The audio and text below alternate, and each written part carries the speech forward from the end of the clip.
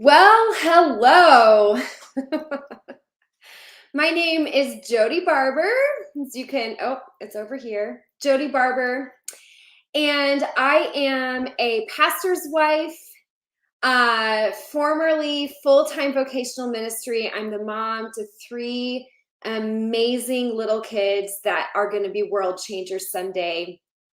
And I'm also an entrepreneur and a very ambitious woman. And so, um, to give you a little bit of background before I start this series, and just to let you know, I'm going to be coming live on Fridays, probably around the same time. I don't know. We're just kind of seeing what this does. This came about because a dear friend of mine, who is also one of my coaches, one of my business coaches, who's become a dear friend, we were processing yesterday actually about just the things that I am really passionate about and why I'm in business in the first place, why I'm doing specifically network marketing, and just what are the things that when I start talking about them, I get really passionate. And she helped me kind of uncover yesterday that I am actually very passionate about the stigma that surrounds money and wealth for people that are in places in faith communities, whether that's if you come and really a multitude of faith backgrounds. I come from a background where my faith, I am a Christian, I am a follower of Jesus. I believe scripture, I believe the Bible, and so much of that has shaped my view of money. And a lot of it has been very good, and a lot of it has been very unhealthy. So before I kind of dive in today a little bit, what I just want to say is this.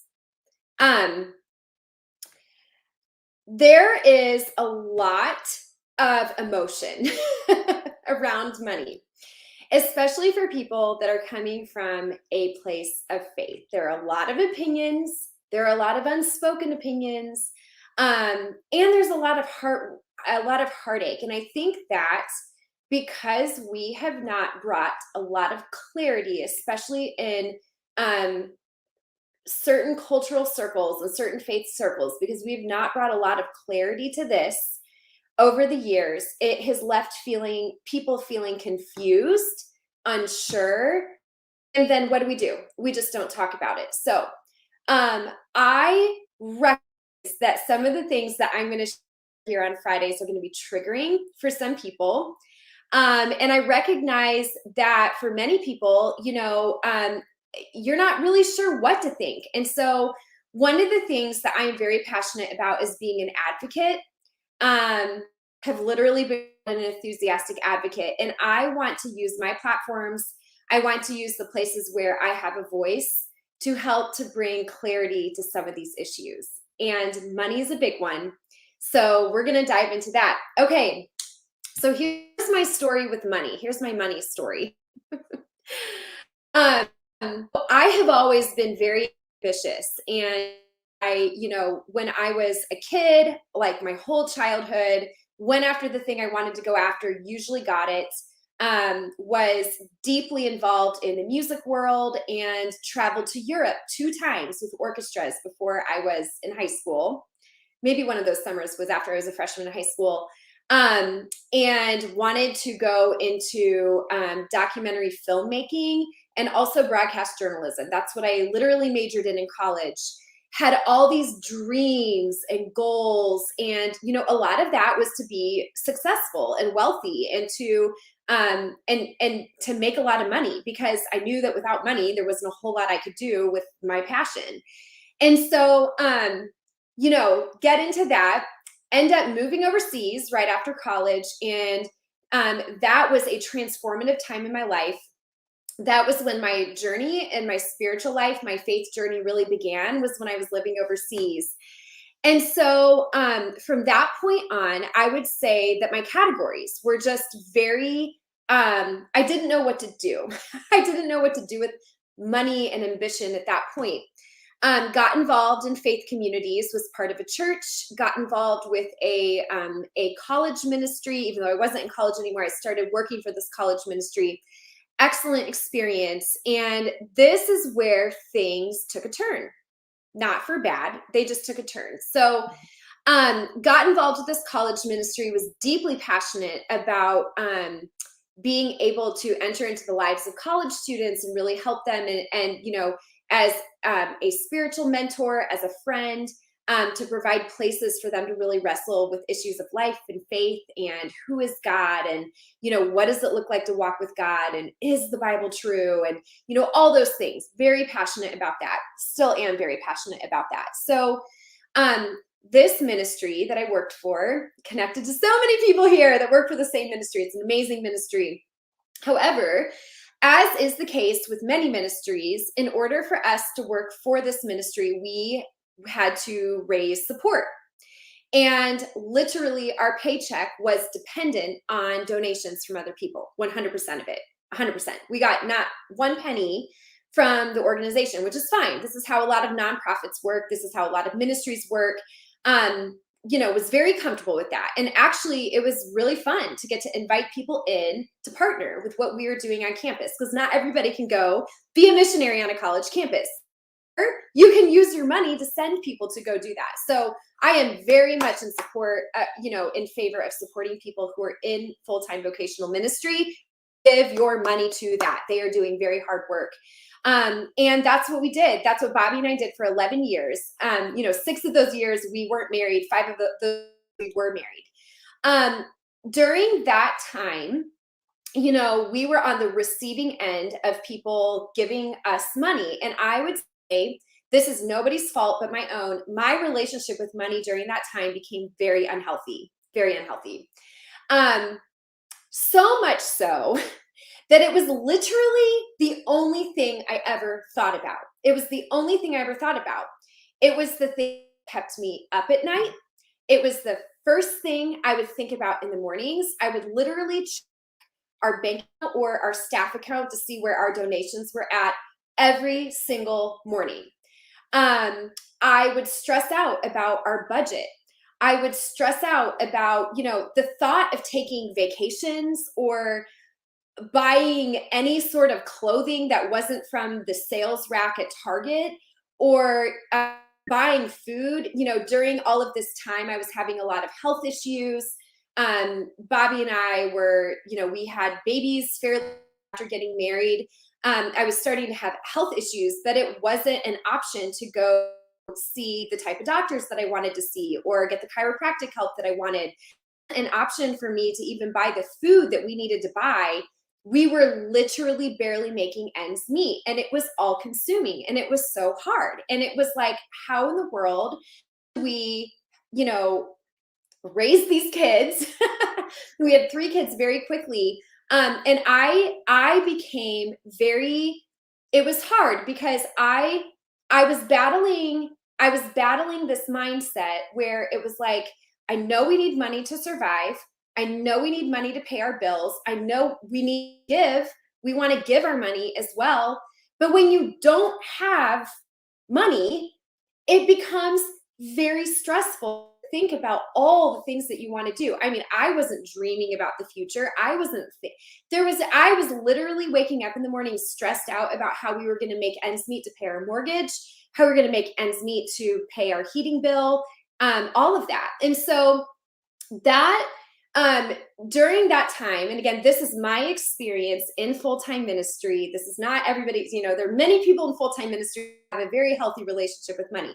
This was just for me. And through that whole time, I would hear comments, or I would hear teachings from up front at church, or, in books, where it's like, money is the root of all evil. You don't want to make a lot of money, because that's going to disrupt your soul.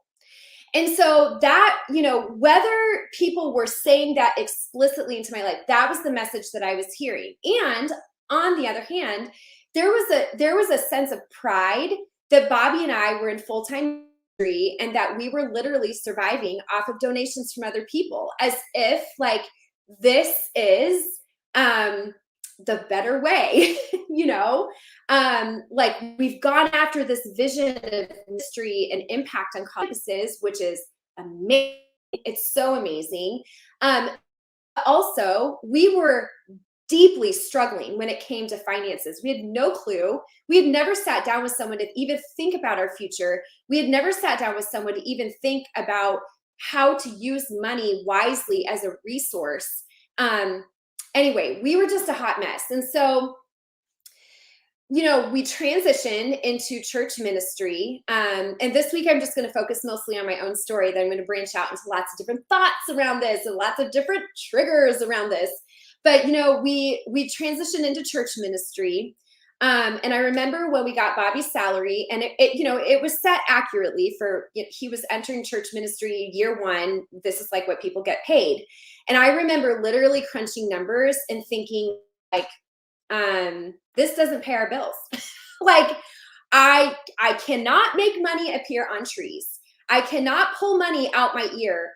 And literally these numbers right here on this paper do not pay these back. Now, mind you, we were living very frugally. This was not us living the high life, putting all these things on credit cards, going on all these fancy vacations. And again, nothing wrong with nice things, but like I was down to the penny, making sure that we were on budget.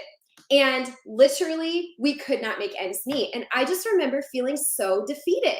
And I'm like, I know everyone here is telling me that desiring to have money is bad. But you know what? It's really hard when you can't pay your bills because you don't have enough money. That is really hard. And I don't care what anybody says, like that is a crisis. It's really hard.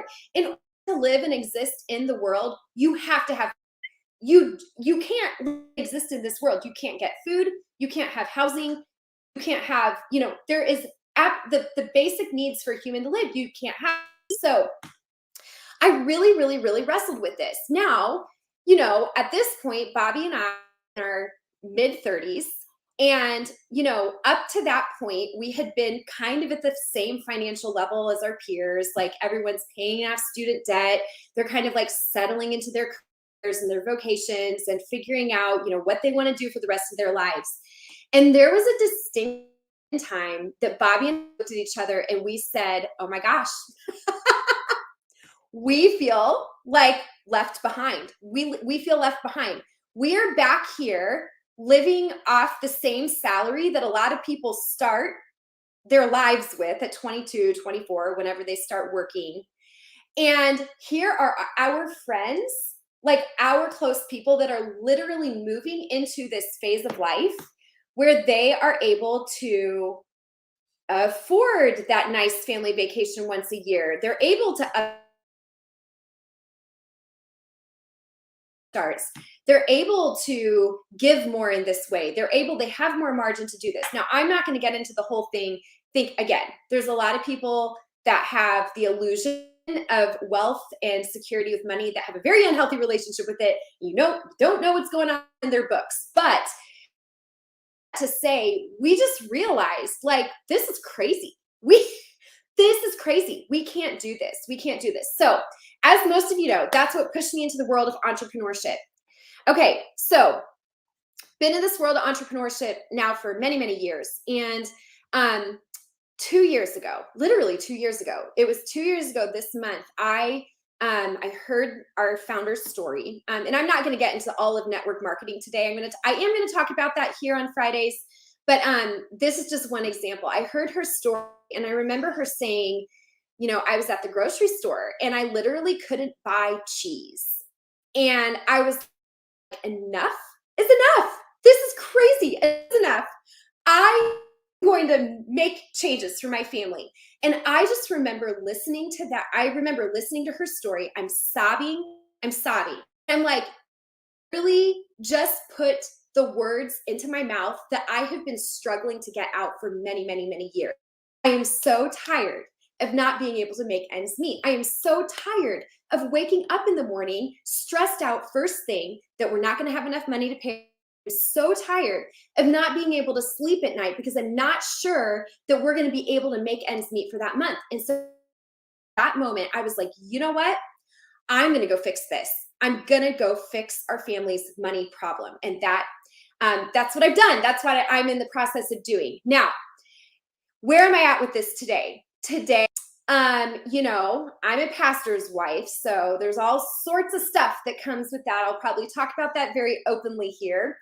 All sorts of stuff that comes with that. But I really feel as though personally, I have caught a vision for wealth. And it feels very scary and vulnerable to say that, especially here on the social media platforms. But I have caught a vision for wealth. And one of the things over the past 2 years that has been deeply challenged in my belief system, in my worldview, in my view of who God is, in my view of life and flourishing is that my view of money, my view of wealth, my view of how this as a resource and actually as a good desire to have, that I have not tapped into it for many years because I've been scared to. One is it okay to be a Christian? And is it okay to desire to be wealthy? Is that okay? Is it okay to be a woman? And is it okay to desire to be the breadwinner? Ooh, there's one for you. Does that trigger anyone? Is it okay to be in ministry and desire to make a crap ton of money so that you can not only support your family, but you can also take that money and go out and impact change in the ways that you want to see it? Is that okay? What is the believer's relationship with money? What does God have to say about money? How does God use money as a resource, even through his people, to impact change? So these are all very real questions that I have been wrestling through personally, that I have been working through. And I will tell you this, that today I am in process. There's a lot that I am processing through and trying to come to terms with. But the one thing that I have grown very comfortable with is that I feel called to make a lot of money. And Bobby's very supportive of this, by the way. We are exactly on the same page. I feel called to make a lot of money, and there are a lot of reasons for that. And I'm going to continue to share these. I'm going to bring people in here. This was kind of like, I don't know, maybe eventually I'll turn this into something a little bit bigger than just on my social media platforms. But what my heart is in this and in sharing this is that I am very passionate about helping to specifically empower women. I love all people, but my heart specifically is to help empower women to really combat the lies or the narratives that they've been told or taught, and to challenge those and to think about them differently through a different perspective, about their relationship with money, their relationship with work, their relationship with their role as a woman. What does that all look like? What has been a cultural thing that we've established that hasn't been the healthiest? What are ways that we need to pivot and bring this back to a place of healthiness? What does it look like specifically for women to flourish and to thrive in the ways that they have been uniquely designed? Is the only option the home? Is there an option? Is there room for women to not only, flourish in areas of being wives and mothers and friends, daughters, but is there room for women to also be successful and to be business women and business minded, and to be people that help channel wealth? I've got some really fun statistics to share with you next week. I think I'll do it next week. But, what if women were the new vehicle to really channel wealth, to take it to the places where wealth can be used?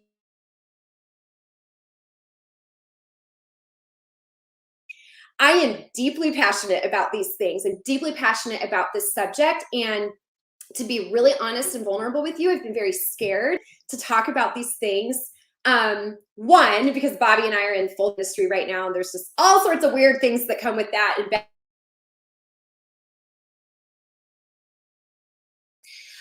But also because I'm a woman. And I think that for the first time, I have felt a lot of freedom to say, I want to be the breadwinner, to say, I want to be the one to help create wealth for our family for these reasons. I want to make money because money is needed. You don't do anything in this world without it. There's nothing changing in this world without the funding of money. Like literally, you can't do a single thing. So these are the things I'm going to be talking about on Fridays. And what I want to say to you is, if you are someone who has wrestled with these same questions, if you have really struggled to understand, like, is it okay for me to want to make money? Is it okay for me to want to work? Is it okay to work and make a lot of money as a woman? Are those things okay? Please come back. Please tune in. Again, I'm going to be showing up here every Friday to just share my thoughts. I'm reading a lot. I'm absorbing a lot. I'm asking a lot of questions. I'm talking to a lot of people, and these are the things that I want to share here, space for, and give a voice to. And so, thanks for joining. Thanks for tuning in. I'd love to hear any thoughts in the comments, and it's okay to give me pushback. I can handle it. I want to learn and grow, but I also want to give voice to these things that I think have been pretty twisted, over the past 50, 60, 70 years. So anyway, thank you so much for tuning in. I'll be back to talk more about faith and finances next Friday. I hope you guys have an amazing weekend.